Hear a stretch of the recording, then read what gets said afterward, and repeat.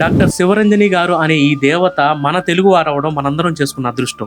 8 ఏళ్ల నుంచి ఈమె ఒక్కటే పోరాటం చేస్తూ ఈ రోజు ఇండియాలో ఒక పెద్ద మార్పుని తీసుకొచ్చిందంటే ఈ దేవత గురించి ఖచ్చితంగా మీరు 10 మందికి షేర్ చేయండి. సాధారణంగా మనం బలహీనంగా ఉన్నా గానీ డీహైడ్రేషన్ నుంచి తప్పించుకోవడానికి ఓఆర్ఎస్ అనేది ఎక్కువగా వాడతాం. కానీ షాకింగ్ విషయం ఏంటంటే షుగర్ బెవరేజెస్ అంటే కూల్ డ్రింక్స్ మీద గానీ ఫ్రూట్ జ్యూసుల మీద గానీ ఓఆర్ఎస్ అనేది ఈజీగా టైప్ చేసేసి అమ్మేస్తున్నారు. WHO స్టాండర్డ్స్ ఇచ్చినటువంటి లిమిట్స్ ని మించి ఎక్కువగా షుగర్ ఉండడం వల్ల ఫేక్ గా నకిలీగా అమ్ముతున్నటువంటి ఈ ఓఆర్ఎస్ డ్రింక్స్ తాగడం వల్ల మన ఆరోగ్యం ఇంకా క్షీణించిపోతుంది. ఈ విషయం మీద ఒంటరిగా ఆమె 8 ఏళ్ల నుంచి పోరాటం చేసుకుంటూ పిటిషన్లు వేసుకుంటూ వచ్చింది.